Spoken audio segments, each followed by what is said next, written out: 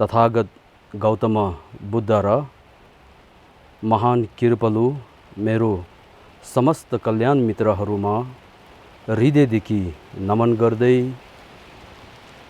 आज मिति 2078 साउन 13 गते तदनुसार यस नेपाल बौद्ध धर्म परिचय समाजका धार्मिक कार्यमा जुम मिटिङ मार्फत जोडिनुभएका यस समाजका सदस्य तथा शिक्षार्थीहरू, त्यसैगरी देश तथा विदेशमा रहनुभएका सम्पूर्ण दर्शकबिनहरू र सबै धर्म प्रेमीहरूमा म गिसिङको तर्फबाट र यस समाजका तर्फबाट हृदयदेखि टसिदेले नमस्कार तथा न्यानो अभिवादन ज्ञापन गर्दछु। र आजको मूल विषयमा प्रवेश हुने पूर्व यस समाजका अध्यक्ष सर्दे धर्मगुरु गिसिलोत्सव दावज्यूको आदेश बमोजिम मेरो स्वयंका जुन परिचय पहिला गर्न गरिरहेको छु भने भन्न चाहन्छु। यसमा मैले प्राप्त गरेको धर्म शिक्षा सम्बन्धी यहाँहरू सम्म राख्न चाहन्छु। र मैले भारतको हिमाचल प्रदेश धर्मशालामा स्थित इन्स्टिट्युट अफ बुद्धिस्ट डायलेक्टिक्समा सन् 2000 देखि 2006 सम्म 7 सालभित्र बौद्ध धर्मको प्राथमिक, बौद्ध धर्मको मनोविज्ञान र प्रमाणवर्तिका तथा पारमितालाई सर्दे धर्मगुरु गिसिलोत्सव दावज्यूद्वारा अनि शिक्षाहरू पाएर त्यसमा अध्ययन गरेर 2006 मा फर्जिन रमजम्पा भन्छ, इक्विभ्यालेन्ट टु BA भन्छ, त्यसको डिग्री प्राप्त गरे। र त्यसपश्चात सन् 2007 देखि 2009 सम्म 3 सालभित्र फेरि सर्दे धर्मगुरु गिसिलोत्सव दावज्यूको बाट माध्यमिक अथवा बौद्ध दर्शनशास्त्रको बारेमा अध्ययन गरेर 2009 मा उमा रमजम्पा भन्छ, जुन MA इक्विभ्यालेन्ट टु MA भन्छ, त्यसको डिग्री प्राप्त गरे। र त्यसपछि 2010 देखि 2014 सम्म अभिधम्मकोश र विनय तथा तिब्बतका जुन परम्परा निङमा, कग्यु एवं शाक्य परम्परालाई अध्ययन गरेर त्यो 4 सालको अन्तिम अथवा 2014 मा रिमे लोपेन भन्छ, जुन इक्विभ्यालेन्ट टु MPhil भन्छ, अनि नेपालीमा भन्यो भने धर्मनिरपेक्ष आचार्यको डिग्री प्राप्त गरेको हुन्। र त्यसपछि 2014 देखि 2015 2 वर्षमा तन्त्रको बारेमा अध्ययन गरेर अनि जुन रिमे गेसे भन्छ, equivalent to PhD doctor of philosophy, Buddhist philosophy, अनि नेपाली भाषामा भन्यो भने धर्मनिरपेक्ष गेसे भनेर भन्छ। त्यसको कारणले मेरो अहिलेको नाम चाहिँ धर्मनिरपेक्ष गेसे निमाछोगेल अर्थात् उपनाम निम्चे भनेर त्यसरी हो। र त्यसको बिचमा मैले महाकृपावान परम पूजनीय मूल धर्मगुरु दलाई लामा ज्यू लगायत चारौं हिमाली बौद्ध परम्पराको धर्म गुरुहरूद्वारा अनि बौद्ध शास्त्रहरूका आगम, व्याख्या र उपदेश तथा अभिषेकहरू पनि धेरै प्राप्त गरेको छु। यहाँसम्म चाहिँ मैले जुन शिक्षा हासिल गरेको त्यसको विषयमा हो। अब त्यसपछि तर पनि शिक्षा अहिले पनि हासिल गरिरहेको छु धर्मगुरुद्वारा। त्यसपछि 2016 देखि 2020 सम्म सर्दे धर्मगुरु धर्मनिरपेक्ष गेशेलोप्सन दावाज्यूको आदेश बमोजिम उहाँलाई सेवा गर्ने तथा उहाँको माध्यमबाट अनि बुद्ध शासन र प्राणीको कल्याणको हेतु कार्य गरेको थिएँ। र त्यसपछि अहिले 2021 जुलाईदेखि फेरि वहीँका गुरुको आदेश बमोजिम आदेश अनुसार यस नेपाल बौद्ध धर्म परिचय समाजका निर्देशक अथवा डाइरेक्टरको पदमा रहेर अनि शासनको कल्याण शासन संरक्षण र कल्याणको हेतुको लागि अहिले सेवा अथवा काम गरिरहेको छु भने भन्न चाहन्छु। र त्यसपछि म यस नेपाल बौद्ध धर्म परिचय समाजका परिचय संक्षेपमा छोटकरीमा भन्न चाहन्छु।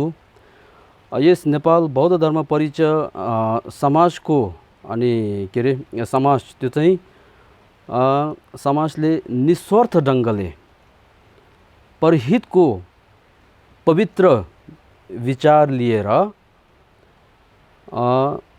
धर्मको पक्षपात नगरेर धर्मनिरपेक्ष त्यसै गरी जात जाति बीचमा अनि कसैप्रति भेदभाव र पक्षपात नगरी धर्मलाई संरक्षण गर्ने त्यसै गरी प्राणीको कल्याणको हेतु अनि काम यसरी गरिरहेको छ भने जानकारी दिन चाहेको छु।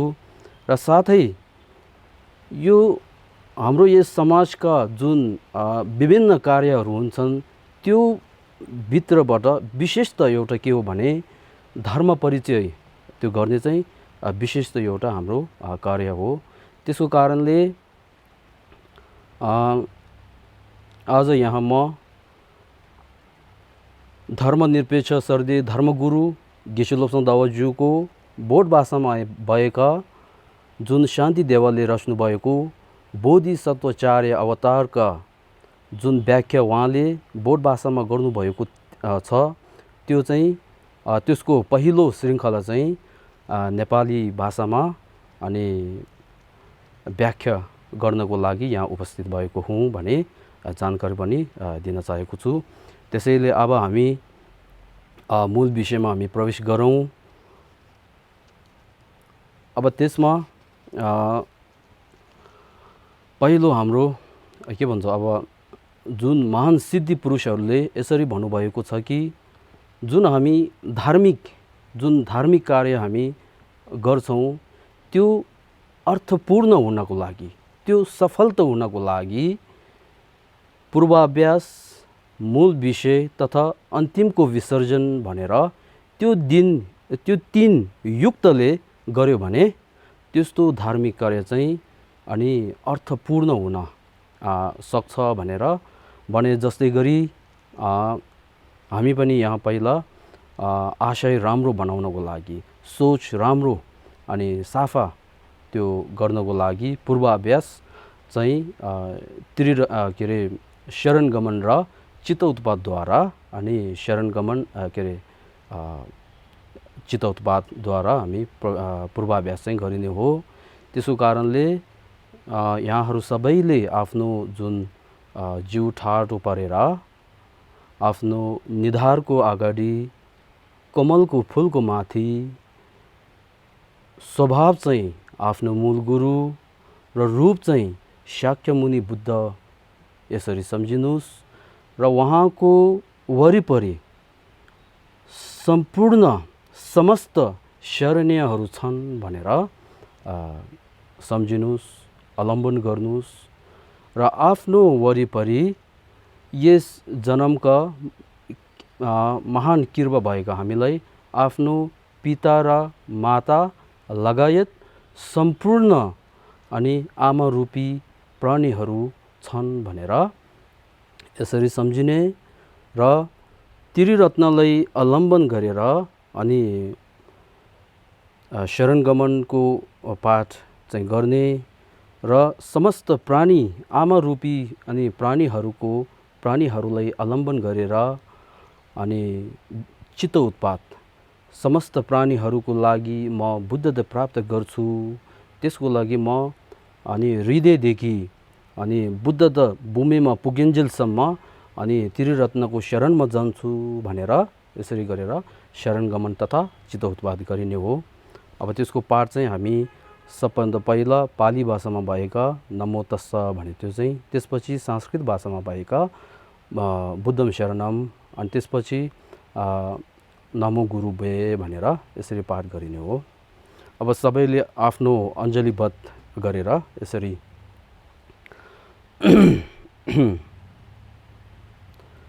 नमो तस्स भगवतो अरहतो सम्मा सम्बुद्धस्स बुद्धं शरणं गच्छामि धर्मं शरणं गच्छामि संघं शरणं गच्छामि बुद्धं शरणं गच्छामि धर्मं शरणं गच्छामि संघं शरणं गच्छामि बुद्धं शरणं गच्छामि धर्मं शरणं गच्छामि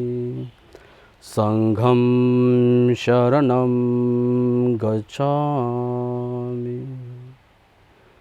नमो गुरुवे नमो बुद्धाय नमो धर्माय नमः संघाय नमो गुरुवे नमो बुद्धाय नमो धर्माय नमः संघाय नमो गुरुवे नमो बुद्धाय नमो धर्माय नमः संघाय नमो गुरुवे नमो बुद्धाय नमो धर्माय नमः संघाय।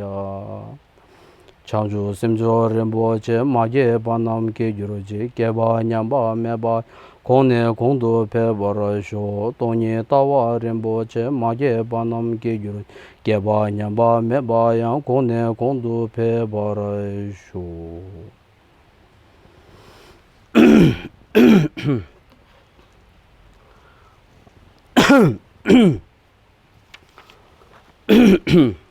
अब यहाँहरु सबैको उसमा मोबाइलको स्क्रिनमा यो अब यसमा अब हामी मूल विषयमा हामी प्रवेश गर्दैछौँ। नेपाल बौद्ध धर्म परिचय समाजका अध्यक्ष धर्मनिरपेक्ष प्रवर्तक गेशे लोप्साङ दावाज्यूको बोटभाषी बोधिसत्वचार्य अवतार प्रवचनको पहिलो श्रृङ्खला नेपालीमा व्याख्या भनेर उहाँले जुन बोधिसत्वचार्य अवतारको अब पोहोर सालदेखि उहाँले क्रमशः यसरी व्याख्या गरिरहेको छ। त्यसमध्ये अब हामी पहिलोदेखि हामी अध्ययन गर्ने हो। त्यसको कारणले मैले यहाँ पहिलो श्रृङ्खला भने पहिलो एपिसोड चाहिँ नेपाली भाषामा भने, अनि आजको शीर्षक अब मुनि आउँछ। आजको शीर्षक चाहिँ स्तुति भनेर त्यो हो। अब त्यसमा यहाँ सर्वबुद्धहरूका पिता रूपी मञ्जुश्रीको पुत्र विद्वान एवं सिद्धि पुरुष जिन पुत्र शान्तिदेवद्वारा विरचित बोधिसत्वचार्य अवतारको व्याख्यालाई विभाजन गर्दा दुई भेद छन् भनेर यो पनि गुरु स्वयंले लेख्नु भएको हो। अब जुन शान्तिदेवले रच्नु भएको बोधिसत्वचार्य अवतार भने त्यसको अनि व्याख्या गर्ने बेलामा दुई विभाजन गर्दाखेरि दुई वेद अथवा दुई विषय सूची छन् भनेको।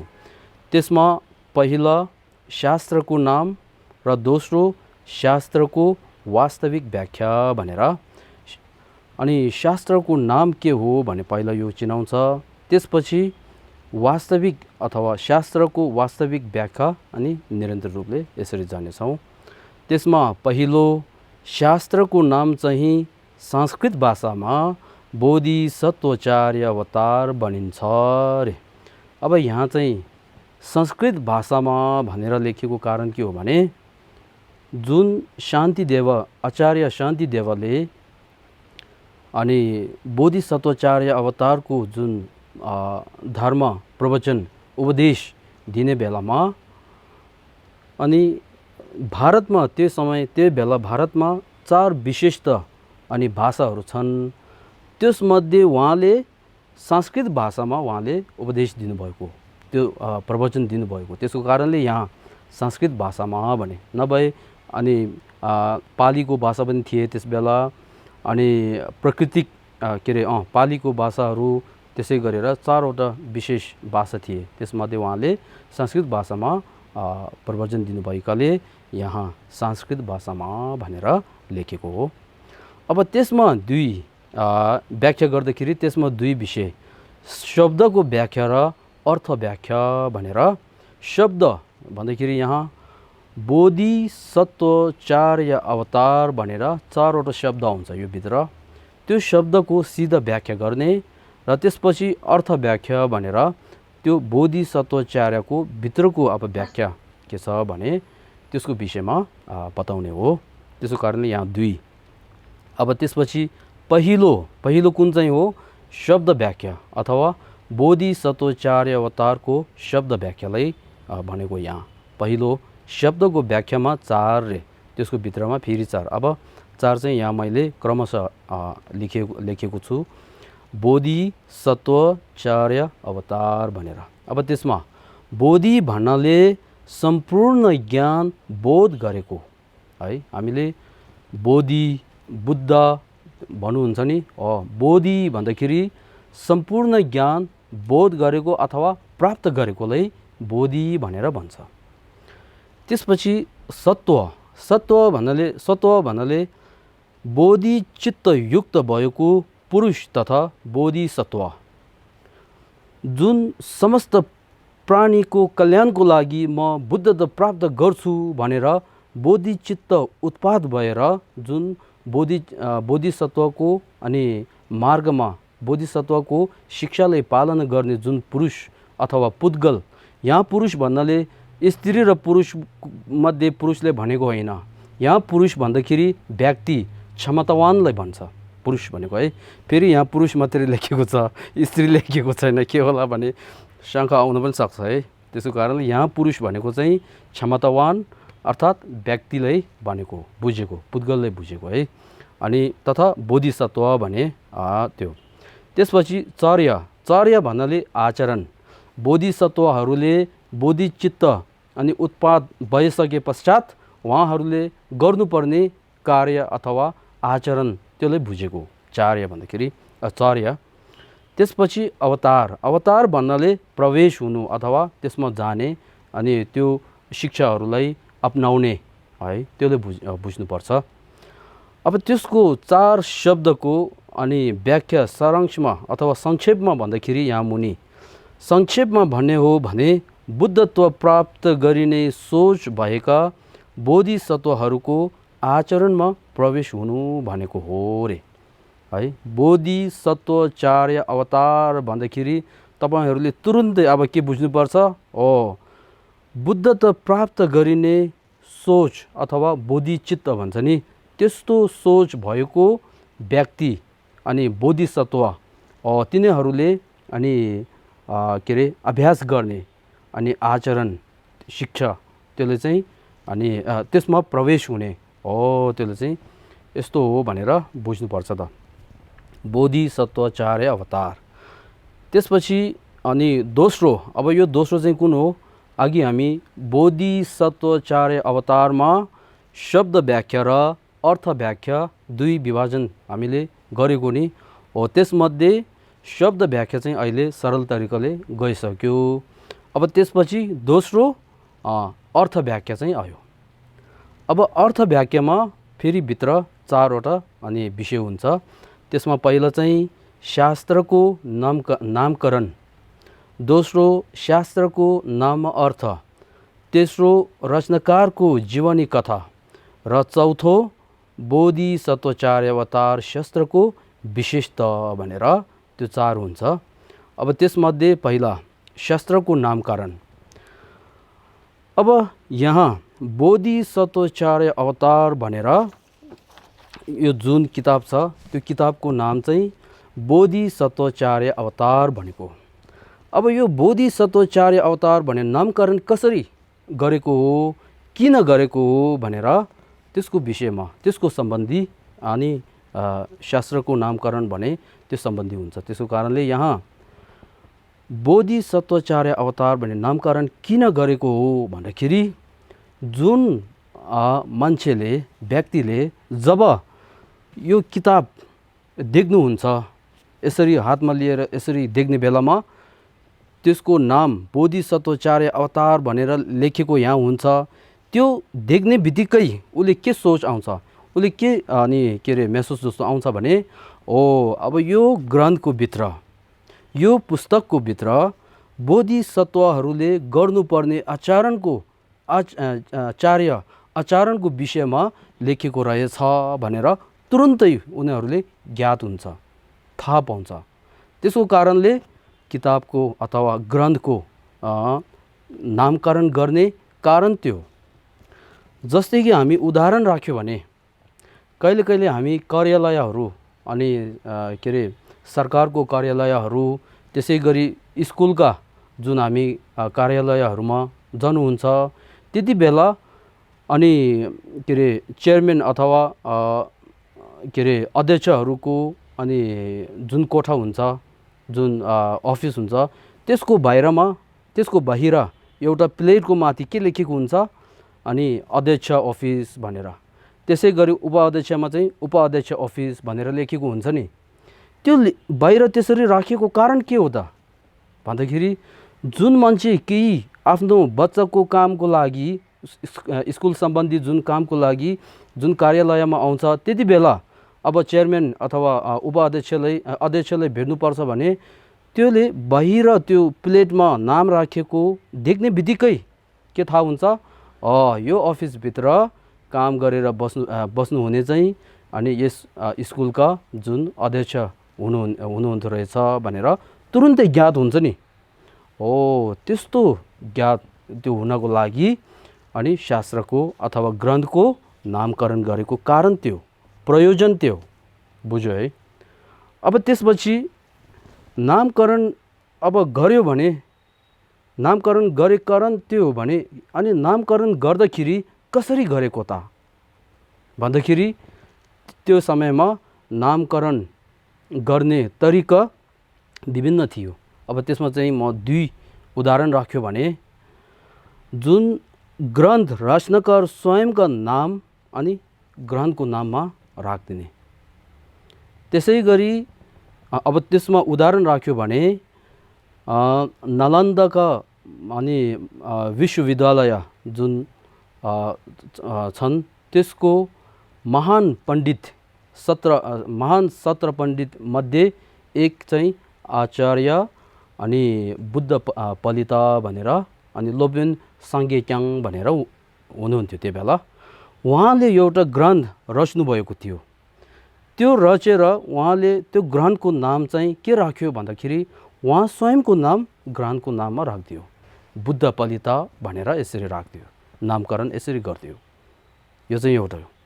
अब दोस्रो नामकरण गर्ने तरिका भनौँ त्यो कस्तो छ भने जुन ग्रन्थभित्र के को विषयमा लेख्नु भएछ, त्यो ग्रन्थले के देखाउनुहुन्छ त्यो सम्बन्धी, त्यसको विषय सम्बन्धी अनि ग्रन्थको नाममा अनि के अरे नामकरण गर्ने यसरी हुन्छ। जस्तै कि यो अब बोधिसत्वाचार्य अवतार भने चाहिँ त्यो नाम कसरी राख्नुभयो, त्यसको नामकरण कसरी गर्नुभयो भन्दाखेरि त्यो यो ग्रन्थको भित्र अनि बोधिसत्वहरूले अनि के अरे बोधिचित्त, सबभन्दा पहिला बोधिचित्तको लाभ के छ, बोधिचित्तको लाभ, त्यसै गरी बोधिचित्त कसरी उत्पन्न गर्नुपर्छ, त्यसपछि जुन उत्पाद गरेको बोधिचित्तलाई छाया हुन नदिएर संरक्षण कसरी गर्नुपर्छ र त्यसलाई अनि संरक्षण मात्रै नभई वृद्धि कसरी गर्नुपर्छ भने त्यसको विषयमा यहाँ लेखेको छ। त्यसको कारणले त्यो सम्बन्धी अनि नामकरण चाहिँ यसरी गरेको, बोधिसत्वाचार्य अवतार। ठ्याक्कै रहेछ नि, मिल्ने हो यो। अब यो चाहिँ हामी दोस्रो अर्थ व्याख्यामा 4 भन्दाखेरि त्यसको पहिला शास्त्रको नामकरण भने चाहिँ शास्त्रको नामकरणमा के गयो, 2 नामकरण गरेको कारण प्रयोजन के हो, दोस्रो नामकरण कसरी गर्नुभयो भनेर त्यो 2 को विषयमा गइसक्यो। अब त्यसपछि दोस्रोमा आउँछ शास्त्रको नाम अर्थ भनेर, त्यो चाहिँ अघि संक्षेपमा अघि गइसकेको थियो र अहिले चाहिँ अलि थोरै विस्तृत अथवा है भन्दाखेरि बोधिसत्वाचार्य अवतार भनेर पहिला बोधि भनेको जुन बोध गरेकोलाई हामीले राखेको, बोध गरेकोलाई अनि बुझ्नुपर्छ भन्यो।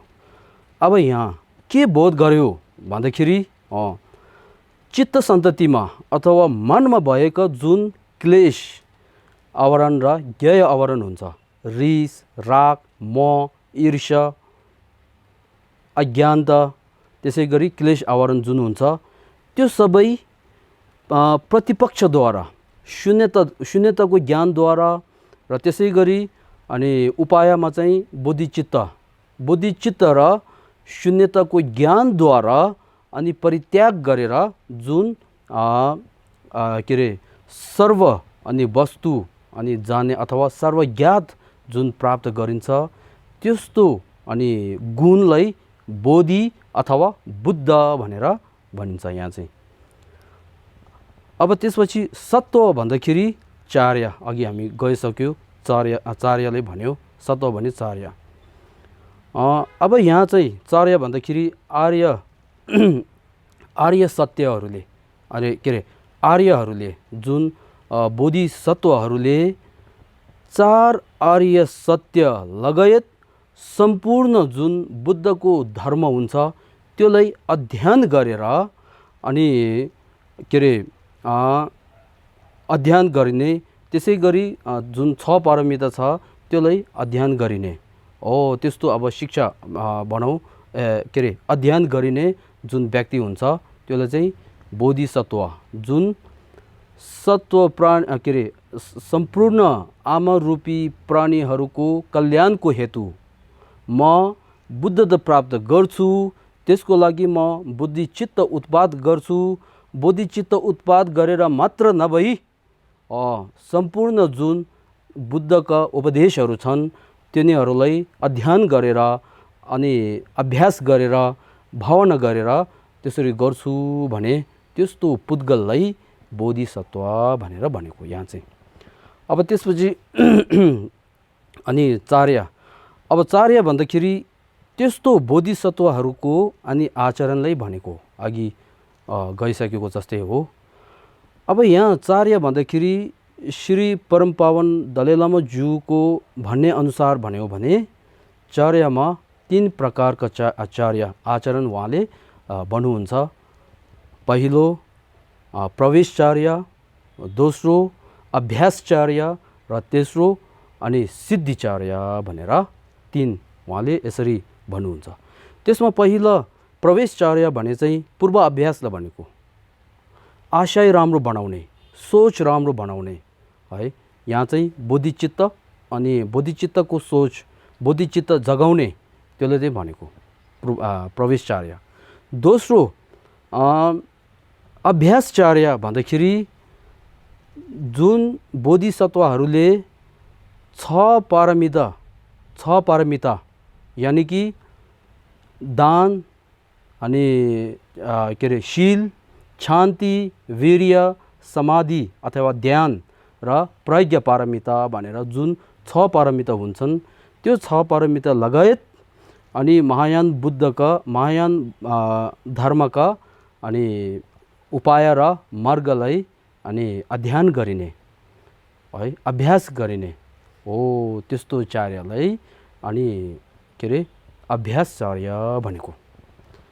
अब त्यसपछि तेस्रोमा सिद्धिचार्य भनेको। सिद्धिचार्य भन्दाखेरि पहिलो बोधिचित्त उत्पाद गरे, त्यस पश्चात 6 पारमिता लगायत महायान धर्मको अनि उपाय र मार्गलाई अध्ययन अभ्यास गरेर यसरी गएर अन्तिममा जुन बुद्धता प्राप्त सिद्धि हुन्छ, बुद्धको गुण सिद्धि हुन्छ, त्यसले चाहिँ अनि अथवा फलस्वरूप है हो त्यसले चाहिँ सिद्धि अनि चार्य भनेको।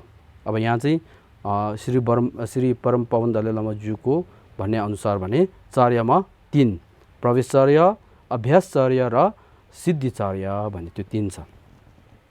अब त्यसपछि अवतार भन्दाखेरि अब बोधिसत्वहरूले गर्नुपर्ने चार्य अनि 6 पारमिता लगायत महायान धर्मको अथवा उपाय एवं मार्गलाई अनि मार्गको अभ्यासमा लाग्ने है, अभ्यास गर्ने हो त्यो चार्य, त्यसले चाहिँ चार्य अनि अवतार भनेर त्यो। अब त्यसपछि त्यस्तोमा यदि बोधिसत्वचार्य अवतार भन्दाखेरि त्यसको अर्थ यसरी हो भने त्यो बोधिसत्वचार्य अवतार कसले लेख्नु भएको, त्यसको रचनाकारको जीवनी कथा कस्तो छ, उहाँले लीला के देखाउनु भएछ भनेर अनि त्यसको विषयमा अब तेस्रोमा आउँछ।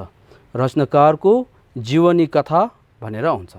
जीवनी कथा अथवा रचनाकारको लीला, यसमा 7 भनेर हुन त त्यस बोधिसत्व के अरे आचार्य शान्ति देवज्यूको लीलाहरू एकदमै विशाल रूपमा छन्, तर पनि यहाँ संक्षेपमा भनौँ, छोटकरीमा भनौँ, अब यति विशालमा नभनेर 7 विषयद्वारा म भन्न चाहन्छु।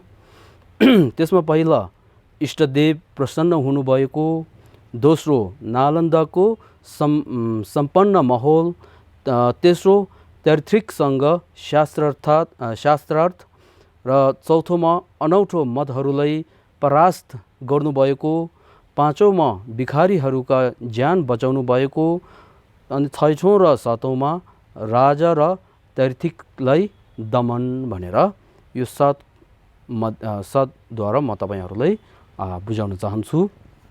त्यसमा पहिला इष्टदेव प्रसन्न हुनुभएको भनेर अब उहाँले के गरेर अनि इष्टदेव प्रसन्न हुनुभएको भने त्यसमा आउँछ।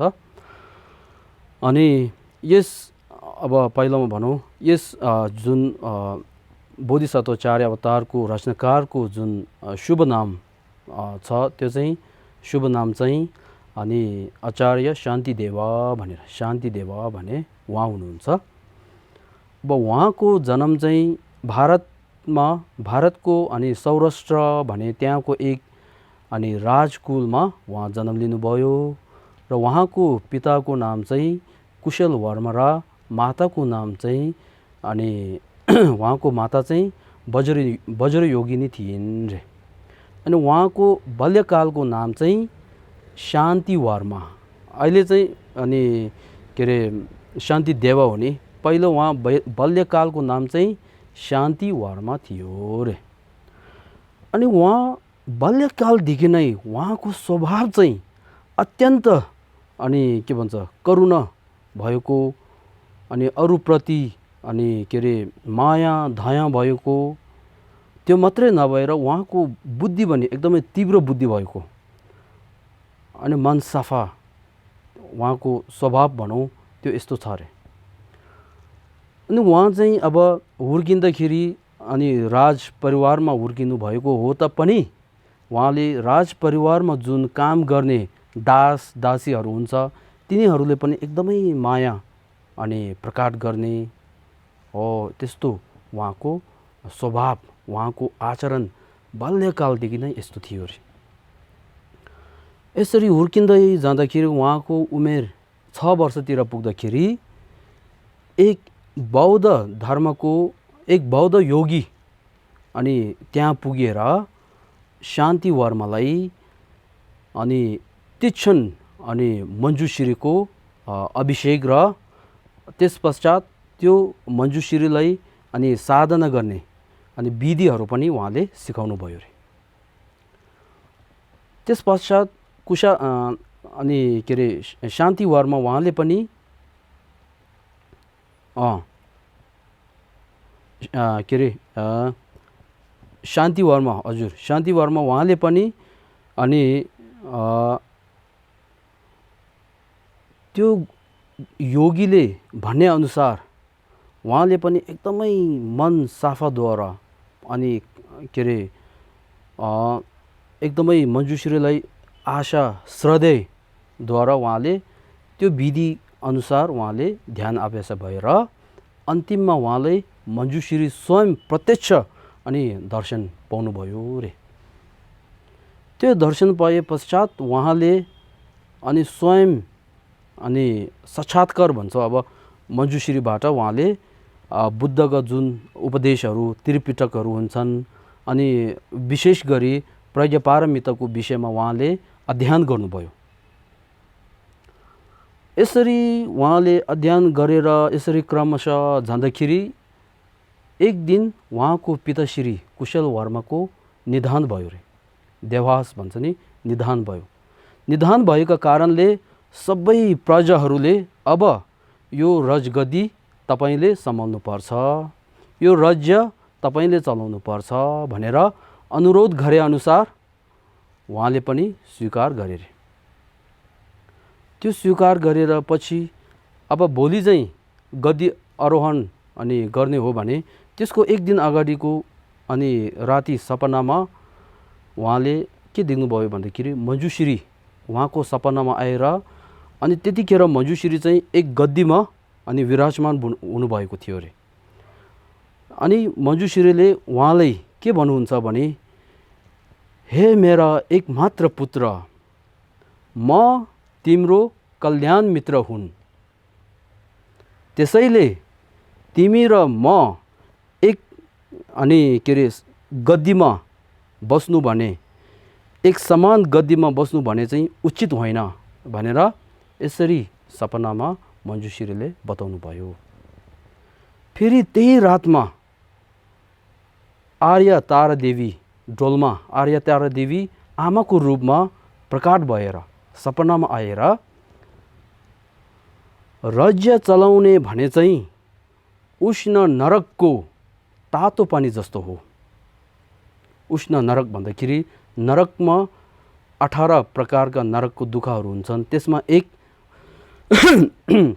जुन छानियल अनि उष्ण नरकको जुन दुःख हुन्छ त्यो जस्तै हो भन्दै उहाँले त्यो के अरे आमाको रूपमा आएको अनि तारा देवीले उहाँको टाउको माथि अनि के अरे तातो पानी अनि खनिँदै उहाँले के भन्यो, राज्य चलाउने भने चाहिँ उष्ण नरकको अनि तातो पानी जस्तै हो। यस्तो अवस्थामा पनि तपाईले त्यसलाई अनि के अरे अनि अँगल्दै छौँ भनेर यसरी प्रश्न गर्यो रे। त्यो सपना देख्ने बित्तिकै उहाँ पनि निन्द्राबाट जाग्नुभयो। निन्द्राबाट जागेपछि उहाँले राम्ररी एक सोच्दाखेरि ल अब राज्य चलाउने भने चाहिँ अनि कहाँबाट हेरे पनि त्यो चाहिँ अनि अब घातक हुने रहेछ, सबैतिर हेरे पनि त्यो चाहिँ घातक हुने रहेछ। त्यसको कारणले अब मैले राज्य चलाउने नहुने रहेछ, अब त्यो चाहिँ मैले छोड्नु पर्ने रहेछ भनेर सबैरै उहाँ अनि त्यो राजदरबार उहाँको जुन सुख त्योहरू छ अनि के अरे त्योहरू सबै उहाँले त्यागेर भागिहाल्यो रे। सबैरै भागेर उहाँ चाहिँ 20 दिन अब हिँड्दै है, हिँड्दै उहाँ चाहिँ पूर्वतिर हिँड्यो गरेर 20 दिन भइसक्यो।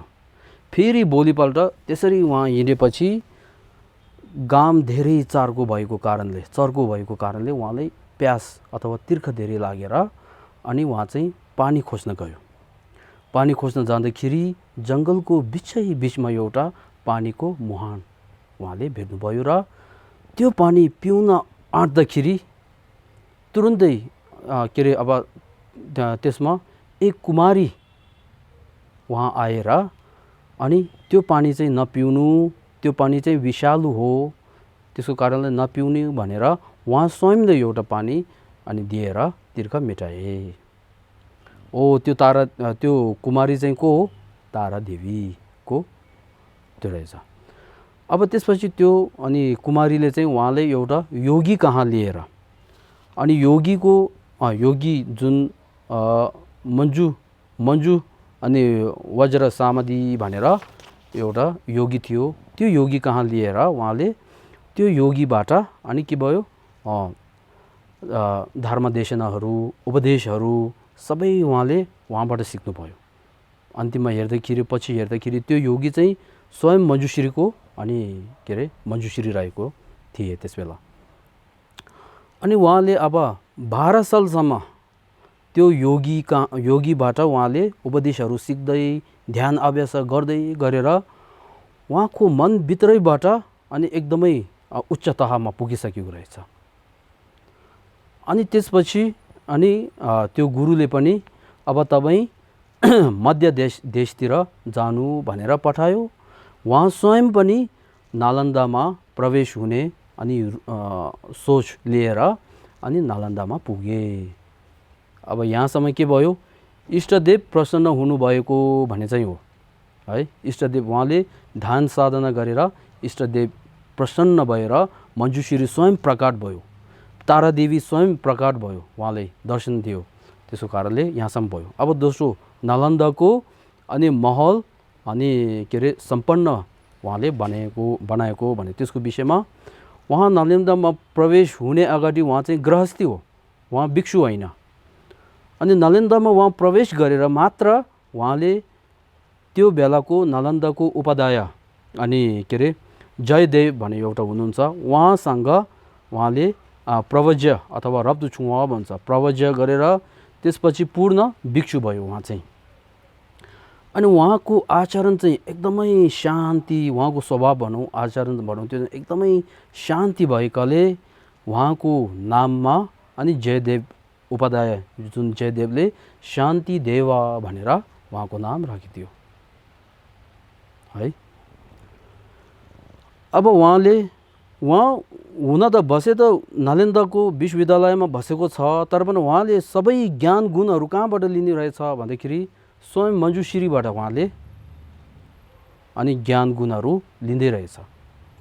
जब उहाँले जुन शाखा हुन्छ, जुन जिज्ञासाहरू हुन्छ, जुन शाखाहरू डाउटहरू हुन्छ, त्यति बेला उहाँले अनि मन एकदमै साफा गरेर प्रार्थना गर्दाखेरि मञ्जुश्री स्वयं प्रकट गरेर फेरि उपदेश दिने अनि डाउटहरू सबै प्रश्न गर्ने यसरी गर्थ्यो अरे। त्यस्तै गरेर उहाँको मनभित्रैबाट उहाँले रिस रागहरू हटाउँदै तिनीहरूलाई जित्दै गरेर उहाँको अनि के अरे मनको गुण भनौँ, अब चित्ततन्त्र सन्ततिको गुण भनौँ, त्यो चाहिँ एकदमै उच्च तहमा पुगिसक्यो। अनि के अरे शून्यताको दर्शन प्रत्यक्ष अनि दर्शन भइसक्यो उहाँले। त्यो मात्र नभएर उहाँले अनि गुप्त रूपले अनि सूत्र समुच्चय र अनि शिक्षा समुच्चय भनेर दोकुले तुबा र अनि लापकुले तुबा भनेर 2 ग्रन्थ चाहिँ उहाँले रचेर लेखेर अनि कोहीले पनि थाहा नहुने गरेर यसरी उहाँ बस्नुभयो। र उहाँले अब उहाँको बाहिरी आचरण भनौँ, त्यो चाहिँ त्यति बेला उहाँले दिनमा 5 पटक अनि भोजन गर्ने, धेरै जस्तो सुतेर बस्ने, अनि जुन विश्वविद्यालयका जुन कार्यहरू हुन्छ त्यसमा अनि सङ्कलित नहुने गरेर उहाँको कार्य चाहिँ सुत्ने, खाने अनि पिसाब दिशा गर्ने, त्यो मात्रै। तर पनि भित्र उहाँले जुन खाने बेलामा, सुत्ने बेलामा बाहिर मान्छेले हेर्दाखेरि त सुतेको जस्तो लाग्छ, तर उहाँ स्वयं भित्रबाट ध्यान अभ्यास गर्दै सोच्दै यस्तो हुन्थ्यो रहेछ। त्यसको कारणले अब अन्य मान्छेहरूले, अन्य जुन भिक्षुहरूले उहाँको गुणलाई नबुझेर बाहिरी जुन आचरण छ त्यसलाई हेरेर उहाँको उपनाम चाहिँ बुसुकु भनेर राखेर अनि जिस्काउँथ्यो अरे। उहाँले बुसुकु भन्नाले मात्र 3 काम, खाने, सुत्ने, दिशा विसर्जन गर्ने। त्यस्तो गरेको कारणले उहाँको उपनाममा बुसुकु भनेर राखेर अन्य भिक्षुहरूले पनि जिस्काउँथे अरे उहाँलाई त्यो नामद्वारा। अनि त्यति बेला उहाँले फेरि यो अहिले बोधिसत्व 4 अवतार पनि उहाँले रच्नु भइसकेको थियो। अनि त्यसपछि अब उहाँ यस्तो आचरण गरेको कारणले भिक्षु सङ्घको भित्रमा एउटा अनि के भन्छ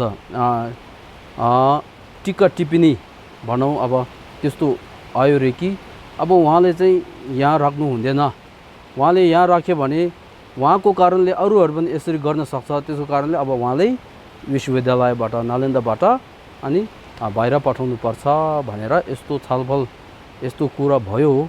तापनि उहाँले केही नराम्रो अर्को कार्य नगरेको कारणले, त्यति ठोस सबुत नभएको कारणले उहाँलाई नालन्दाबाट अनि के अरे बाहिर पठाउन अथवा अनि त्यो सकेन रे। तर पनि सबैले के हेरिरहेको छ अनि मौका हेरिरहेको छ। अब उहाँले कसरी हटाउँ भनेर, कसरी यहाँबाट पठाउँ भनेर मौका हेरिरहेर बस्दाखेरि त्यो बेलामा अनि महिना भनौँ त्यसमा चाहिँ अनि के अरे सामूहिक धर्म प्रवचन अथवा सबै भिक्षुहरू एक अनि भेला भएर अनि गद्दीमाथि बसेर प्रवचन दिने यस्तो सामूहिक अनि धर्मदेशना गर्ने चलन एउटा थियो अरे। त्यसको कारणले अब सबै भिक्षुहरूले, अन्य भिक्षुहरूले अब यस बेला त्यो अनि धर्म प्रवचन चाहिँ अनि शान्ति देवालय गर्नु भनेर हामीले त्यो गराउन अनि लगाउनुपर्छ।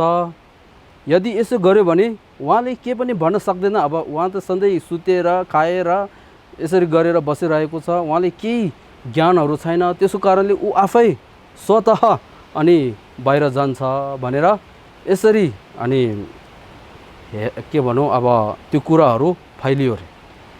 त्यो फैलिएपछि अनि अब जुन धर्म प्रवचन दिने समय आएको थियो त्यो बेला अनि शान्तिदेव कहाँ गएर अब तपाईँले अनि त्यो के अरे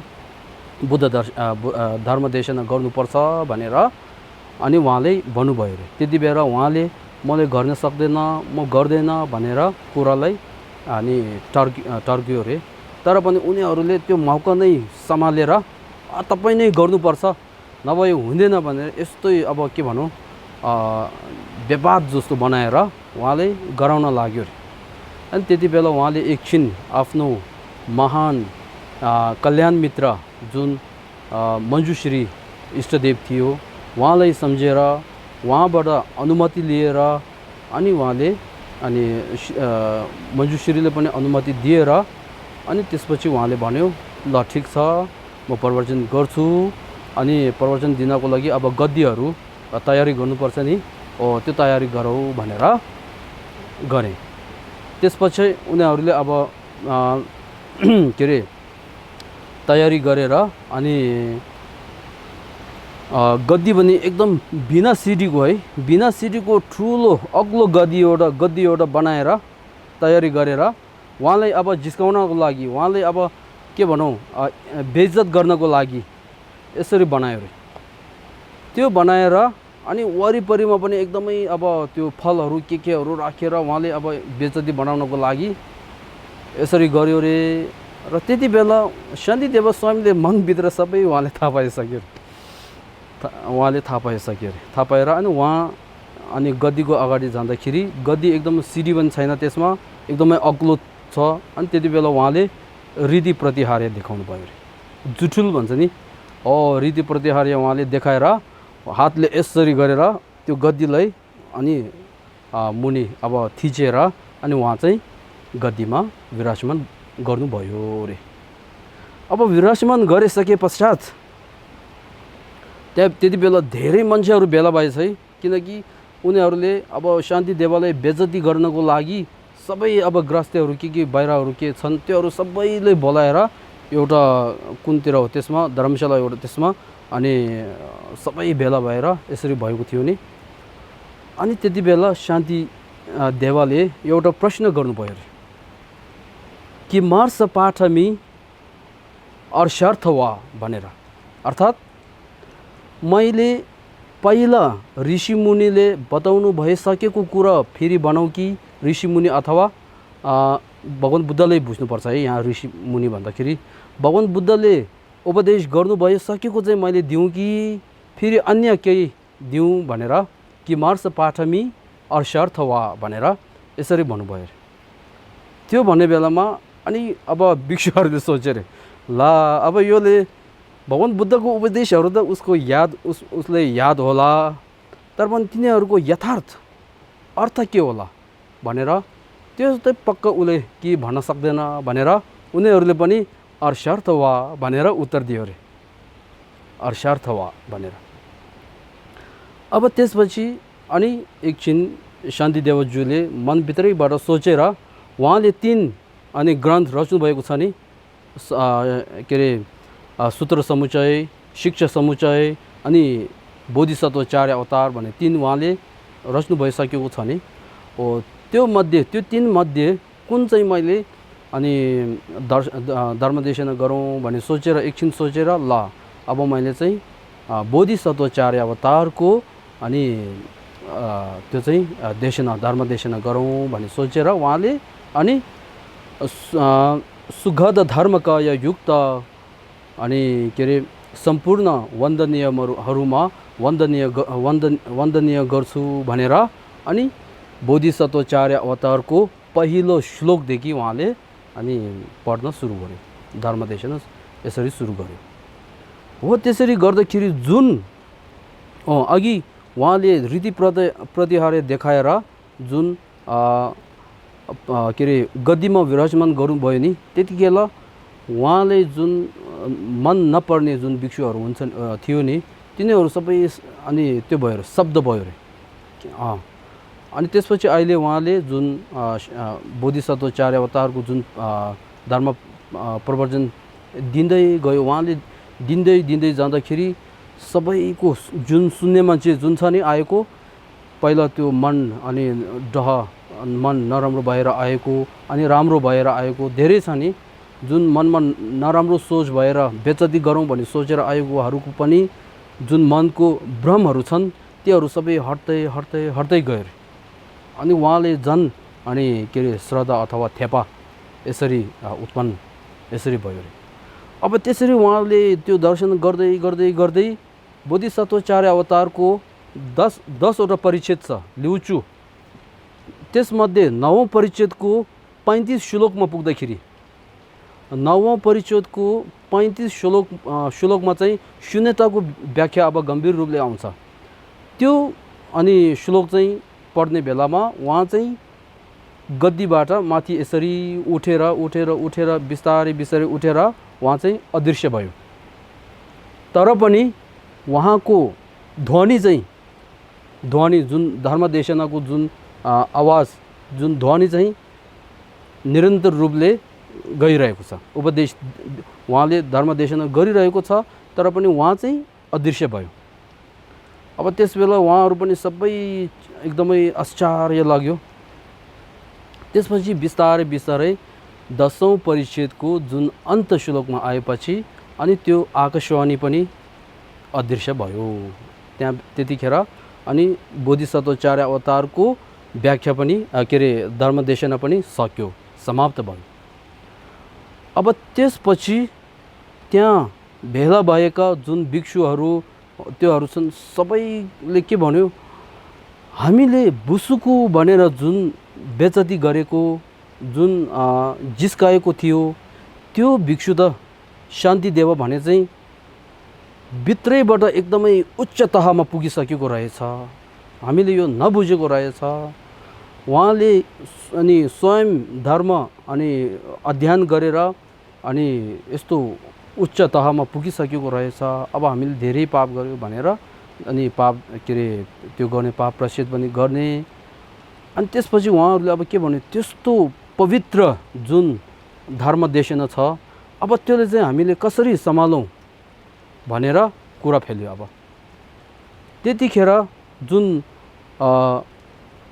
मध्य देशका अथवा मगधका त्यसै गरी बङ्गालका र त्यसै गरी कश्मीरका जुन श्रुतिदार भन्छ, श्रुतिदार भन्दाखेरि एकपटक सुनिसकेपछि कहिले पनि नबिर्सिने त्यस्तो शक्ति भएको श्रुतिदारहरू पनि त्यति बेला त्यहाँ छ भनेर त्यो भिक्षुहरूले थाहा पाएर अनि उनीहरूलाई अनुरोध गरे कि अनि के अरे आचार्य शान्तिदेवले जुन धर्मदेशना गर्नुभयो त्यो चाहिँ कति श्लोकको रहेछ, कति परिच्छेदको रहेछ, तपाईहरूले अनि सम्झेर अनि लेख्नुहोस् भनेर अनुरोध गर्दाखेरि उहाँहरूले पनि श्रुतिद्वारा श्रुतिदार भन्छ नि, उहाँहरूले पनि सम्झियो अरे। अब अस्ति अनि आचार्य शान्ति देवले प्रवचन दिने बेलामा के थियो भनेर सम्झेर उहाँहरूले लेख्ने बेलामा तिनै जुन श्रुतिदार जुन के अरे त्योहरू छन् त्यो सबैले अलग अलग भयो।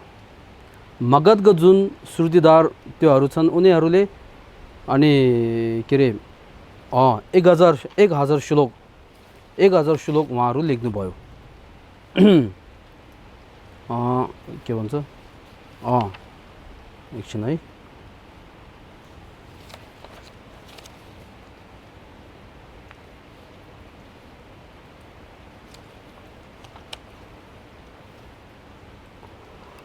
जुन मगधले 1000 श्लोकसम्म अनि उहाँले सम्झिनु पुग्यो। उहाँले अनि स्मृतिको बलद्वारा यसरी अनि के अरे हेर्दाखेरि श्लोक चाहिँ 1000 श्लोकसम्म पुग्यो। बङ्गालको हरूले लेख्दाखेरि 800 भन्दा कम र कश्मीरले 1000 भन्दा बढी। अब तिनैले अलग अलग भयो। कुन चाहिँ शान्ति देवको प्रवचन त्यो प्रत्यक्ष धर्मदेशन हो भने कोहीले पनि भन्न सकेन। अब त्यसपछि अब उनीहरूले के गरौँ भनेर सोच्ने क्रममा अनि शान्ति देव चाहिँ अनि दक्षिण कलिङमा, अहिले चाहिँ ओडिसा हो है, दक्षिण कलिङमा अनि स्तूपको अनि छेउछेउमा बसेको छ भनेर कुरा सुने बित्तिकै 3 भिक्षुलाई त्यहाँ गयो। त्यहाँ गएर अनि आचार्य शान्ति देवलाई दर्शन गरेर अनि उहाँलाई अनि तपाईँ स्वयं के अरे उहाँले के भन्नुभयो भने अब तपाईँ अनि अदृश्य भए पश्चात अनि त्यहाँ के तहल्का मच्यो त्यो कुराहरू सबै उहाँलाई अनि भनेर अनि तपाईँ फेरि पुनः अनि हाम्रो विश्वविद्यालयमा अनि प्रवेश गर्नुहोस् भनेर विनीत गरे तापनि उहाँले स्वीकार गरेन। अब त्यो स्वीकार नगरेपछि उनीहरूले फेरि अनि तपाईँ गएपछि अनि जुन श्रुतिदारहरूले स्मृतिद्वारा याद गर्दाखेरि बङ्गालको मध्य देश अथवा मगधले 1000 श्लोक, बङ्गालले 800 भन्दा कम अनि कश्मीरकोले अनि 1000 भन्दा माथि बढी यस्तो भएको छ। अब तपाईको अनि के अरे वास्तविक चाहिँ तपाईको चाहिँ कुन चाहिँ होला भनेर उहाँले प्रश्न गर्दाखेरि अनि आचार्यले मध्य देश जुन मगधका श्रुतिदारहरूले स्मृतिद्वारा याद गरेर 1000 श्लोक भनेको छ त्यो सत्य हो भनेर भन्यो। त्यसपछि उनीहरूले फेरि प्रश्न गर्यो कि तपाईले त्यो बोधिसत्वचार्यको अवतारको प्रवचन दिने बेलामा बीचमा सूत्र समुच्चय अनि हेर्नु, शिक्षा समुच्चयलाई हेर्नु भनेर यसरी सूत्र समुच्चय र शिक्षा समुच्चय भने 2 ग्रन्थको नाम लिनुभयो। त्यो 2 ग्रन्थ चाहिँ कहाँ छ होला भनेर प्रश्न गर्दाखेरि आचार्यले पनि भन्नुभयो कि जुन म अनि नालन्दामा बस्ने जुन कुटी थियो त्यो कुटीको माथि अनि मैले गुसेर राखेको छ अनि भनेर अनि त्यसको अनि आगम र व्याख्या पनि त्यो 3 भिक्षुलाई दिएर अनि तपाईहरु पनि त्यहाँ गएर अनि अरूले पनि आगम र व्याख्या दिनुस् भनेर पठायो। अब यहाँसम्म चाहिँ के हो, दोस्रो नालन्दाको सम्पन्न महल भनेर उहाँले नालन्दाको महल सम्पन्न बनाएको हो। अब तेस्रो चाहिँ तार्किकसँग शास्त्र भने चाहिँ अनि उहाँले फेरि तार्किक अबौद्धहरूसँग अनि के अरे तर्कशास्त्र गरेर अनि के अरे जितेको है त्यो हो। त्यसपछि अनौठो मतहरूलाई परास्त गर्नुभयो भने चाहिँ एक बेला जुन अनौठो मतहरू 500 अनौठो मतहरू जुन अबौद्ध तार्किक बसेको ठाउँमा शान्तिदेव पनि वहाँ बस्नु भएको थियो र त्यो बेला त्यहाँ अनि एकदम अनिकाल भनौँ अनि त्यस्तो के अरे अवस्था त्यस्तो भएको कारणले सबैले खानापिना नपाएर एकदमै दुःख भएको रहेछ। त्यस्तो बेला त्यो अनौठो मत भएकाहरूले अनि शान्तिदेवलाई अनुरोध गरेर तपाईले हाम्रो जीवन अनि बचाउनु भनेर अनुरोध गर्दाखेरि उहाँले पनि उहाँ स्वयंको जुन भिक्षा लिने जुन कटोरा हुन्छ हो त्यो एकदम भरेको अनि त्यो के अरे भातले भरेको अगाडि राखेर उहाँको समाधि बलद्वारा अनि त्यो के अरे भातलाई अधिष्ठान गर्नुभयो अरे। त्यो अधिष्ठान गरेको कारणले सबै अनि 500 जुन अनौठो मत भएका व्यक्तिहरू छन् तिनीहरू सबैलाई अनि धेरै दिनसम्म पुग्यो अरे। त्यसपछि उहाँहरूको मन पनि परिवर्तन भएर अनि शान्तिदेवले पनि धर्मदेशना गरेर उहाँहरू सबै के भयो बौद्धवलम्बी भयो हो यो। त्यसपछि भिखारीहरूका ज्यान बचाउनु भयो भने त्यो पनि एक बेला अनि हजारौं भिखारीहरूलाई उहाँले बचाउनु भएको त्यो हो। त्यसपछि 6औं र 7औंमा राजा र तैर्थिकलाई दमन गर्यो भने त्यो चाहिँ उहाँले रीति प्रतिहार्यद्वारा अनि जुठुलद्वारा उहाँले अनि राजा एउटा र त्यहाँ भएका एक तैर्थिक अब त्यसको के अरे कथा चाहिँ अलि लामो छ नबनाऊ है, यहीँसम्म म त्यो गर्छु। अब यहाँसम्म चाहिँ के भयो बोधिसत्वाचार्य अवतार रचनाकारको अनि लीला भनौँ कथा भनौँ त्यो बुझ्यो है, यहाँसम्म भयो। अब त्यसपछि चौथोमा बोधिचार्य अवतार शास्त्रको विशेषता। अब यदि बोधिसत्वाचार्य अवतार भने चाहिँ आचार्य शान्तिदेवले रच्नुभयो भने त्यसमा विशेषता के छ खेज्यो भन्छ नि, त्यसको विशेषता के छ भन्दाखेरि हुन त धेरै छ होला तर पनि यहाँ विशेष गरी 3।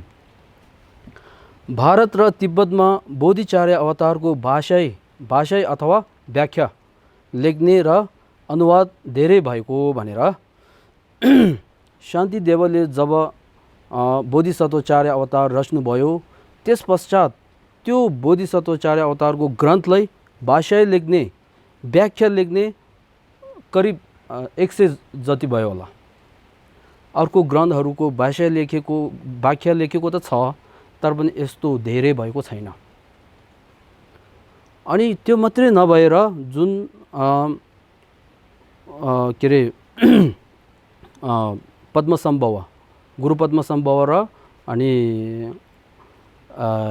सन्तरक्षित उहाँको चेला कावापेचक होला उहाँले पनि तिब्बती भाषामा अनुवाद गरेर गर्नुभयो रे। त्यो 8औं शताब्दीमा होला अनुवाद गर्यो र त्यो अनुवाद गरेर अनि पछि जुन तिब्बतका जुन 4औं परम्पराका महान सिद्धि पुरुषहरू हुन्छन् तिनीहरूले पनि यो बोधिसत्वाचार्य अवतारलाई भाषाई लेख्ने अनि त्यो अध्ययन गर्ने अभ्यास गर्ने भावना गर्ने गरेर धेरै भएको छ। त्यसको कारणले दोस्रो विशेषता गुण भनौँ यो। अब तेस्रो चाहिँ आगम युक्ति तथा अनुभूतिद्वारा महायान धर्मको सार अभ्यास भनेर। आगम यो ग्रन्थको भित्र अनि के भन्छ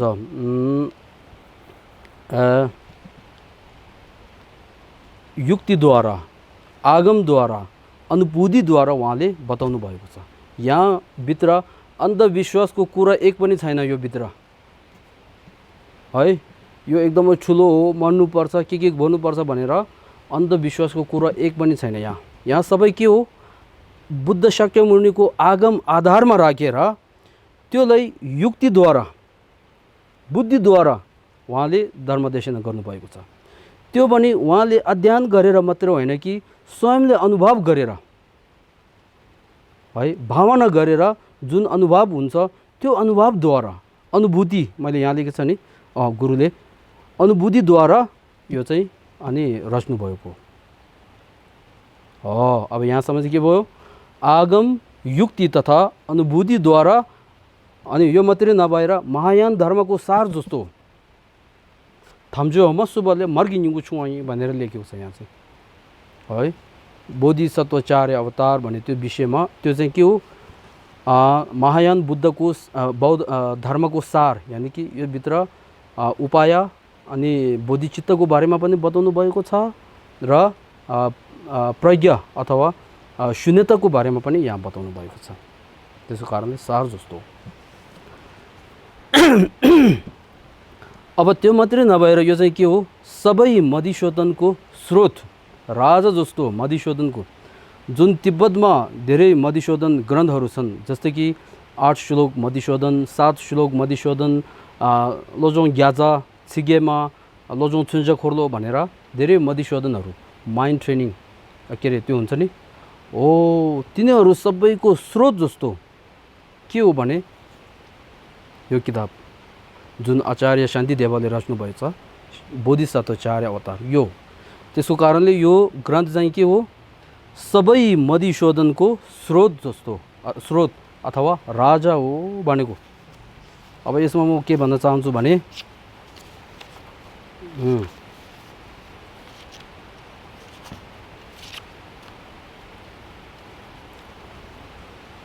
सम्पूर्ण प्राणीहरू दुःख चाहिँदैन, सुख चाहिन्छ। सुख कहाँबाट आउँछ, दुःख कहाँबाट आउँछ भन्दाखेरि मनको एक सोचद्वारा, नकारात्मकको सोचद्वारा दुःख आउँछ, सकारात्मकको सोचद्वारा सुख प्राप्त हुन्छ। त्यसको कारणले नकारात्मक सोचलाई कसरी त्यागौँ, सकारात्मक सोचले कसरी अपनाऊ भनेर त्यसको विषयमा लेखेको छ यहाँ।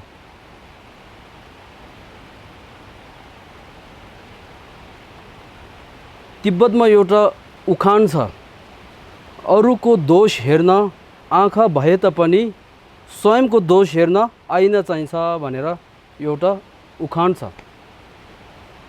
त्यसको कारणले यो अहिले ग्रन्थ चाहिँ के हो भने ऐना हो, ऐना। जब हामीले ऐना हेर्छ तब हामी के थाहा हुन्छ, यहाँ के दागहरू छ, के छ भन्ने थाहा हुन्छ नि।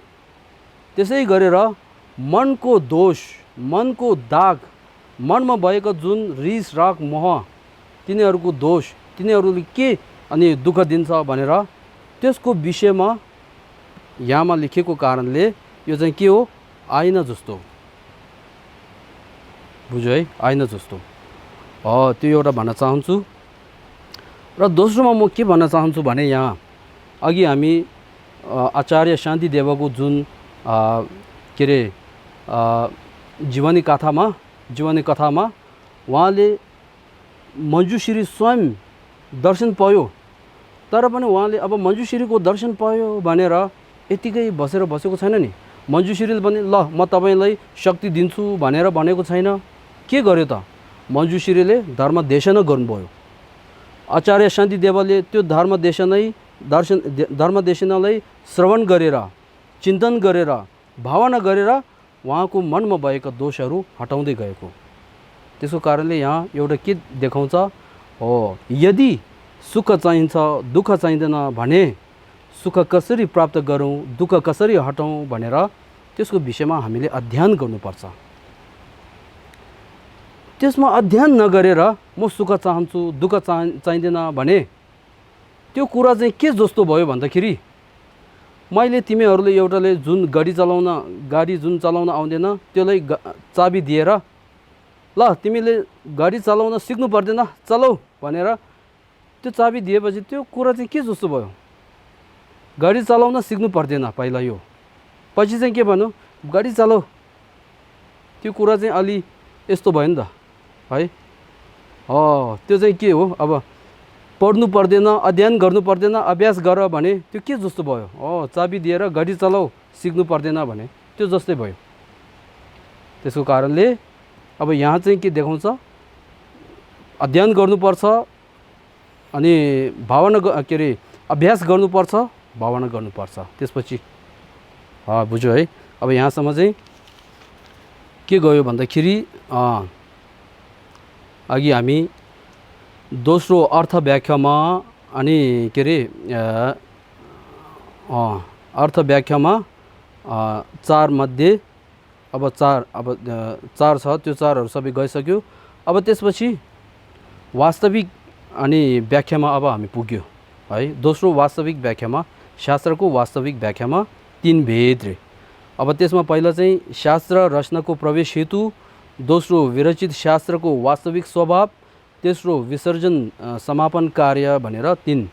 त्यसमा पहिला शास्त्र रचनाको प्रवेश हेतुमा 4 स्तुति, रचना प्रतिज्ञा, भद्रता र प्रसन्न उत्पाद। अब त्यो चारमध्ये आज हामी चाहिँ स्तुतिमा लागौँ। अब त्यो स्तुतिमा पहिलो स्तुतिमा अब यहाँबाट के हो, शास्त्रभित्र यसरी उल्लेख गरिएको छन् भने चाहिँ अब आचार्य शान्तिदेवको त्यो हो, बोधिसत्व आचार्य अवतारको अब त्योहरू आउँछ। त्यसमा पहिलो 2 हरफमा सुगध धर्मकाय युक्त जिन पुत्र सहित सम्पूर्ण वन्दनीयहरूमा पनि वन्दना गर्दै भनेर शान्तिदेवले, आचार्य शान्तिदेवले जब बोधिसत्वाचार्यको अवतार को धर्मदेशना गर्न थाल्यो, त्यति बेला सर्वप्रथम उहाँले अनि बुद्ध रत्न, धर्मरत्न, सङ्घरत्न लगायत सम्पूर्ण वन्दनीयहरूमा वन्दना गर्छु भनेर अनि नमस्कार गर्छु भने त्यो देखाएको हो। अब त्यसमा यसको व्याख्यामा 2 शब्द व्याख्या, अर्थ व्याख्या। अनि पहिला शब्दको व्याख्यामा 4 सुगत। सुगत भन्नाले सुखको मार्गबाट फलरूपी सुखमा प्रस्थान वा प्रहान अथवा त्याग्ने, अधिगम बोध गर्ने, प्राप्त गर्ने। अनि अधिगमको अनि सुगत के अरे प्राप्त हुनु होस्। यसले त्रिरत्न मध्ये बुद्ध रत्न देखाएको हो, बुझ्यो है, सुगत भन्नाले। त्यसपछि दोस्रो धर्मकाय युक्त भन्छ नि, त्यसले चाहिँ धर्मकाय युक्त भन्नाले, अब युक्त यहाँ फेरि छुटेछ है, युक्त भन्नाले 4 प्रयोग ध्यानको बलद्वारा प्राप्त गरिएको अन्तिमको फल अथवा बुद्ध भूमि भने त्यो। यसले के देखाउँछ, त्रिरत्न मध्ये धर्मरत्न देखाएको हो। त्यसपछि तेस्रो जिन पुत्रमा भन्दाखेरि जिन भनेको चाहिँ मनमा भएका मोह, राग र द्वेष आदि तथा क्लेश र आवरणलाई जितेको व्यक्तिलाई जिन भन्छ। यहाँ चाहिँ बुद्धहरूले बुझ्नुपर्छ। पुत्र भन्नाले यहाँ बोधिसत्व, जुन दर्शन मार्गमा पुगेका बोधिसत्वहरू हुन्छन् तिनीहरूले भनेको हुन्। अब यसले त्रिरत्न मध्ये सङ्घरत्न भन्ने देखायो।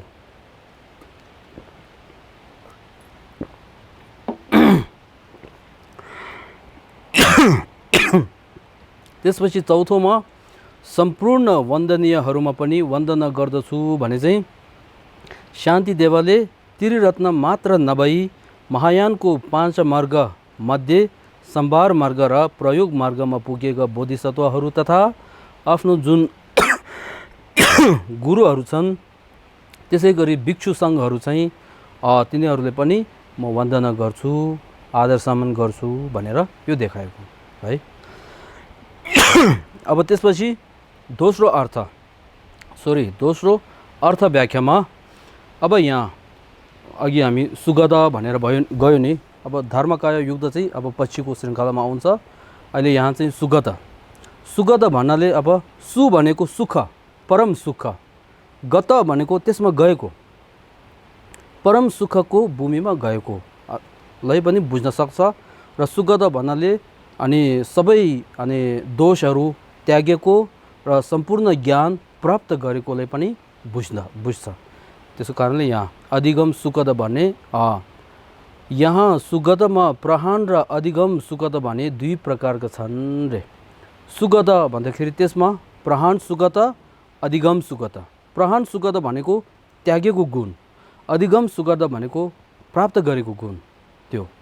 अब त्यसमा प्रहान सुगत भन्नाले चित्त सन्ततिमा अथवा मनमा भएका सम्पूर्ण आवरण अर्थात् क्लेश आवरण र ज्ञेय आवरणलाई प्रतिपक्ष बलद्वारा है, प्रतिपक्ष भन्दाखेरि शून्यताको ज्ञान अनि बोधिचित्त अभ्यास गरेर अनि परित्याग गरेको गुणलाई भनिन्छ रे प्रहान सुगत भन्नाले त्यो।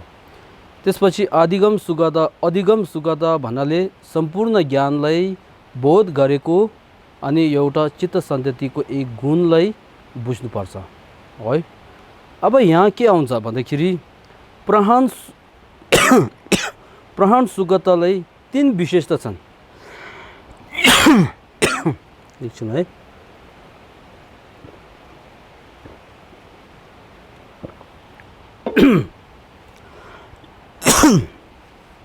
प्रहण सुगता, त्यसमा 3 विशेषता: सुत्याग, अपरिवर्तनीय त्याग, अशेष त्याग भनेर 3 छ। अब यो सुत्याग, अपरिवर्तनीय त्याग, अशेष त्याग भन्दाखेरि त्यसले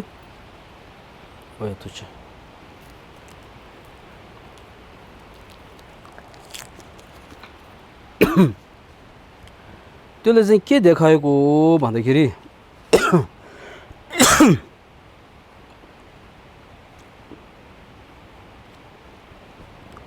भगवान बुद्धको जुन गुण छ, भगवान बुद्धको गुण यहाँ देखाउनु भएको छ।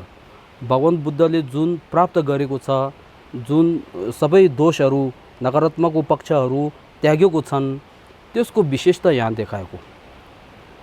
अब यहाँ सुत्याग भन्दाखेरि, सुत्याग भन्नाले पुरुषको सुन्दर रूप जस्तै सबै दुःखको हेतु र प्रत्यय अर्थात् क्लेश आवरणलाई प्रतिपक्षद्वारा परित्याग गरेकोलाई भनिन्छ रे है। पुरुषको सुन्दर रूप जस्तै भने यहाँ किन भनेको भन्दाखेरि यो उदाहरण दिने चाहिँ अनि दिगनाग जुन 5औं शताब्दीमा पल्नु भएको थियो। 5औं शताब्दीमा जुन दिगनाग भनेर उहाँले अनि प्रमाण समुच्चय जुन क्षमाकुल त्युबा भन्छ, त्यसमा चाहिँ उहाँले यो उदाहरण राखेको छ। उहाँले बुद्धले जुन शीलमा बसेर, समाधिमा बसेर प्रज्ञाद्वारा जुन परित्याग गरेको छ, त्यो चाहिँ पुरुषको सुन्दर अनि रूप जस्तो हो रे। पुरुष भने यहाँ चाहिँ व्यक्तिले भन्यो है। फेरि पुरुषको सुन्दर रूप देख्ने बेलामा सबैले देखौँ जस्तो मन लाग्छ नि, मन आउँछ नि, त्यो जस्तो हो। अब यहाँ चाहिँ त्यसको विपरीतमा भन्दाखेरि जुन अबौद्ध, जुन तार्किकहरूले शरीरलाई दुःख दिएर, त्यो के अरे मैले देखेको छ, जुन के अरे त्यो दाग के अरे त्यो हुन्छ नि, त्यो शरीरमा यसरी हान्छ नि, त्यो हानेर यसरी उनीहरूले त्यो के अरे अभ्यास गर्नुहुन्छ नि, क्लेशलाई त्याग्नको लागि आफ्नो शरीरलाई एकदमै दुःख दिएर, अनि त्यो फलमको त्यो एकदमै त्यो तीव्र यस्तो त्यो भएको यसरी हाने, रगत निकाल्ने यसरी गरेर अनि त्यो अभ्यास गर्छ नि, हो तिनीहरू सबै के हो, पुरुषको सुन्दर रूप जस्तो होइन है। तिनीहरूले यसरी गर्छ, तर पनि त्यसद्वारा अनि क्लेश त्याग्न सक्छ भने सक्दैन। त्यसको कारणले भगवान बुद्धले जुन त्यागेको छ त्यो चाहिँ के जस्तो हो भन्दाखेरि यहाँ भगवान बुद्धको चित्त सन्ततिको सुत्याग भन्नाले तार्किकका प्रत्यक्ष क्लेशको त्यागभन्दा विशेष गुण भएको देखाएको हो रे। भगवान बुद्धले क्लेश जरादेखि काटेको छ, त्यसको कारणले तार्किकहरूले त्यो काटेको छैन। क्लेशले जरादेखि काट्न त छोड, सांसारिक जुन क्लेश हुन्छ त्यो पनि त्यागेको छैन। त्यसको कारणले भगवान बुद्धले त्यागेको गुण चाहिँ तार्किकको त्यागेको गुणभन्दा अनि विशेषता छन् भने त्यो देखाएको। अब दोस्रोमा त्यसै गरी भगवान बुद्धको चित्त सन्ततिको अपरिवर्तनीय त्याग छ। अपरिवर्तनीय त्याग भन्दाखेरि के यहाँ छ है भन्नाले महामारीलाई शुद्ध गरे जस्तै क्लेशहरूलाई पुनः उत्पन्न नहुने तरिकाले परित्याग गरेकोलाई अपरिवर्तनीय त्याग भन्छ। त्यो गुण चाहिँ कसले छ? भगवान बुद्धको चित्त सन्ततिमा छ। त्यसले के विशेषता देखाउँछ भने यहाँ श्रवक यान अनि प्रतिबुद्ध यान, महायान भनेर 3 यान हुन्छ नि। त्यसमध्ये श्रवक यान र प्रतिबुद्ध यानको जुन अभ्यास गरेर धर्मलाई बौद्ध भए तापनि त्यसले अभ्यास गरेर अनि जुन दर्शन मार्गसम्म उनीहरू पुग्न सक्छ, आर्य हुनुहुन्छ उनीहरू फाक्पा, तर पनि उनीहरू फेरि क्लेशको भस्म परेर संसारमा जन्म लिन्छ। परन्तु तथागत गौतम बुद्धले त्यागेको त्यो चाहिँ के हो? अपरिवर्तनीय त्याग, यानि कि उहाँले क्लेशको जरादेखि काटेको छ। जुन दुःखको हेतु र प्रत्यय हुन्छ त्योहरू जरादेखि काटेको कारणले उहाँ चाहिँ पुनः फेरि अनि क्लेशको भस्म परेर संसारमा कहिले पनि उहाँ जन्म लिँदैन। त्यसको कारणले उहाँको परित्यागको गुण चाहिँ अपरिवर्तनीय त्याग भनेर त्यसले के देखाउँछ? श्रवक ज्ञानको अनि दर्शन मार्गमा पुगेका उनीहरूले त्यागेको भन्दा अनि बुद्धले त्यागेको चाहिँ ठुलो हो, विशेषता हो भनेर देखायो। त्यसपछि तेस्रो अशेष त्याग। अशेष त्याग भन्दाखेरि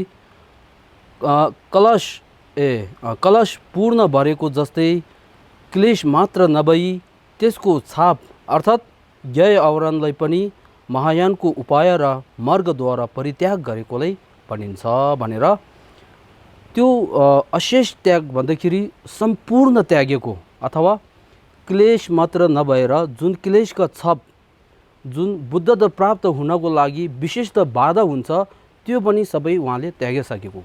त्यसको कारणले त्यो परित्याग चाहिँ जुन अरहतहरूले श्रवक ज्ञान र प्रत्येक बुद्ध ज्ञानको जुन अरहत जुन डचम्बा संसारबाट अनि के अरे मुक्त भएको जुन व्यक्ति हुन्छ तिनीहरूले त्यागेको भन्दा पनि भगवान बुद्धले त्यागेको अनि गुण चाहिँ विशेषता हो भनेको। किनभने अनि जुन श्रवक ज्ञान र प्रत्येक बुद्ध ज्ञानको मार्ग अपनाएर जुन मुक्त अनि प्राप्त गर्नुभएको अरहतहरू छन् तिनीहरूले मात्र क्लेशलाई त्यागेर संसारबाट भावसागरबाट मुक्त भएको। तर पनि सम्पूर्ण ज्ञान बोध गर्नको लागि जुन बाधा हुन्छ, सेटिभ भन्छ, ज्ञेय आवरण भन्छ, त्यो चाहिँ त्यागेको छैन। परन्तु तथागत बुद्धले अनि शून्यता र अनि बोधिचित्तद्वारा उहाँले सम्पूर्ण दोष, सम्पूर्ण नकारात्मक सोच, क्लेश र क्लेशको अनि के अरे छाप अनि ज्ञेय आवरण सबैलाई उहाँले नाश गरेको, दमन गरेको, त्यागेको। त्यसको कारणले उहाँको चित्त सन्ततिमा भएको त्याग चाहिँ अरहतहरूले त्यागेको भन्दा पनि विशेषता रहेको छ भनेर यो बुझाएको। यहाँ चाहिँ त्यसै गरी भगवान बुद्धको चित्त सन्ततिको अशेष त्यागले श्रवक ज्ञान र प्रत्येक बुद्ध ज्ञानका अरहतहरूले यो प्रत्यक्ष होइन है, फेरि यो प्रत्यक्ष चाहिँ त्यो आएछ, यो चाहिँ हट्नुपर्ने हो। प्रत्यक्ष क्लेशको त्यागभन्दा विशेष गुण भएको देखाएको हो रे। यहाँ चाहिँ अरहतहरूले प्रत्यक्ष क्लेश होइन त क्लेश नै त्याग्छ। प्रत्यक्ष भनेको ओङ्गुर हो, त्यो चाहिँ सूक्ष्म हो, के अरे सूक्ष्म हो, स्थूल भन्छ, स्थूल हो। उहाँले क्लेश जरादेखि कटेको छ तर पनि अनि त्यसको छाप चाहिँ के अरे त्यागेको छैन। अब यहाँ हामीहरू सोध्नु त तथागत गौतम बुद्धको यो प्रहान गुण अथवा परित्याग गरेको गुण चाहिँ हामीले बुझ्यो भने अनि कहिले कहिले हामीले देवदेवीहरूलाई बुद्धभन्दा ठुलो उच्चमा हेर्ने है, अनि नागहरू केहरू हुन्छ तिनीहरूलाई बुद्धभन्दा उच्च तहमा हेर्ने त्यो भ्रमहरू सबै हटाउँछ है। हामीले संसारको जुन देवदेवताहरू छ नि उनीहरूले हामीले धेरै त्यो के अरे अनि मान्ने। भगवान बुद्ध भन्दाखेरि अलि उहाँ पनि भिक्षुको रूपमा एकदमै के अरे साधारण जस्तै गरेर बस्नुभएको कारणले उहाँको भित्रको गुण थाहा नपायो भने अनि उहाँले अलि साइडमा राख्छ। अनि के यो नाग हो, यो के हो भन्दाखेरि उनीहरूले एकदमै त्यो गर्ने यस्तो हुन्छ नि, त्यो सबै के हो? अन्धविश्वास, भ्रम हो त्यो सबै। यदि अहिले हामीले यहाँ सुगत भन्दाखेरि प्रहन सुगत र अधिगम सुगत भनेर त्यो दुईको विषयमा हामीले ज्ञान भयो भने त्यसको ज्ञात भयो भने बुद्ध भन्दाखेरि उहाँको चित्त सन्ततिमा कस्तो गुण भएको छ भनेर बुझ्न सक्छौँ र अनि के अरे त्यो भ्रमहरू पनि हट्न सक्छ।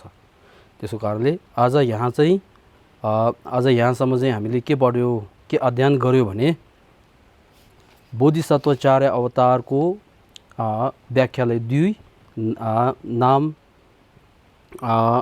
नाम र अनि के अरे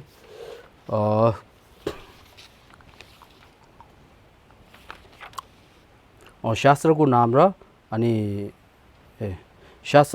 र अनि शास्त्रको वास्तविक व्याख्या अनि शास्त्रको नाममा चाहिँ के अरे शास्त्रको शब्द व्याख्या र अनि के अरे नामको शब्द व्याख्या र अर्थ व्याख्या अनि अर्थ व्याख्यामा चाहिँ 4 विषय सूची, नामकरण अनि के अरे नाम अर्थ, जीवनी कथा, रचनाकारको जीवनी कथा, विशिष्ट गुण भनेर 4। त्यसपछि शास्त्रको वास्तविक व्याख्यामा चाहिँ अनि 4 रचना हेतु र शास्त्रको रचना हेतु अनि के अरे शास्त्रको के अरे रचना प्रतिज्ञा, भद्रता र त्यसै गरी अनि के अरे खरोस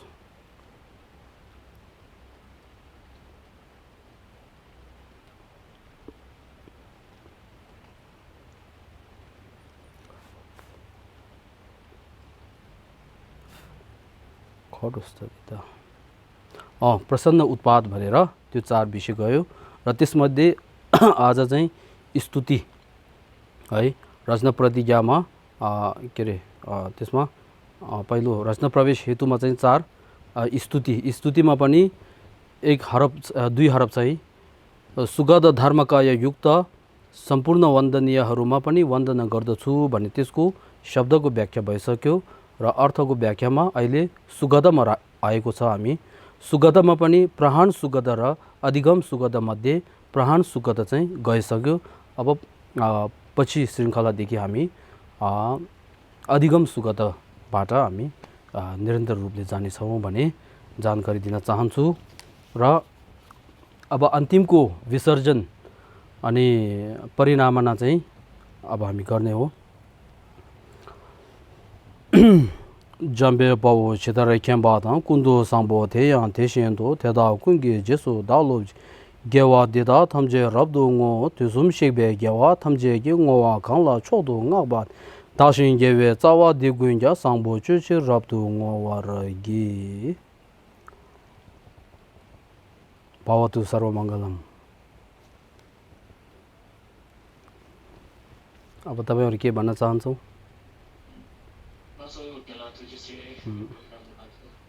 कहानी एकदम खुसी लाग्यो, अझै एकदम एक्साइटेड। कति प्रतिशत तपाईहरुले बुझ्नुभयो? 100% देखि कति? मेरो विचारमा त्यो जीवनी कथा चाहिँ एकदमै कान ठाडो गरेर सुने होला। अब कहानीमा चाहिँ मान्छे कुनै एकदमै कहानी भने चाहिँ सुन्न मन लाग्यो होला। अनि अब अर्को चाहिँ 80% भनौँ, अब 20% गाह्रो नै छ। 70-80% भनौँ, अब 100% बुझ्नलाई त्यो शब्द धेरै नै गाह्रो छ। अनलाइन कासेर मैले चाहिँ तपाईँको 70-80% जति बुझे जस्तो लाग्छ। ए ल। अनि कहानी चाहिँ लगभग मैले 95% बुझेँ होला। पास भयो ल त्यसो भए। एकदमै एउटा सोध्न चाहिँ नलाग्यो किन है यो टपिक जति अनलाइन रोदेर अलि हस्।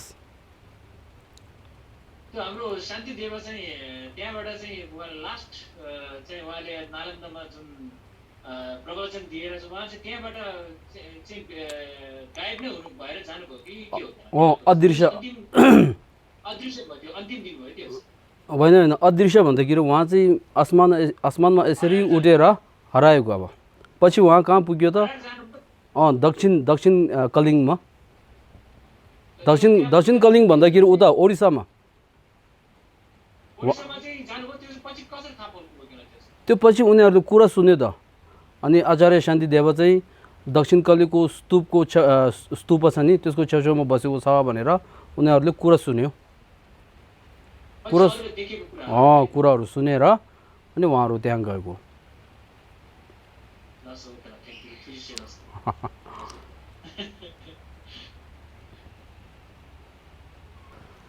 हस् सबैलाई नमस्ते फेरि सबैको सुस्वास्थ्य के अरे स्वास्थ्य राम्रो होस् है अनि यहाँ नेपालमा भएकोहरू सबै नेपाल इन्डियामा भएको सबैलाई शुभरात्रि विदेशतिर हुनुभएको सबैलाई शुभ प्रभात हस् धन्यवाद हस् सर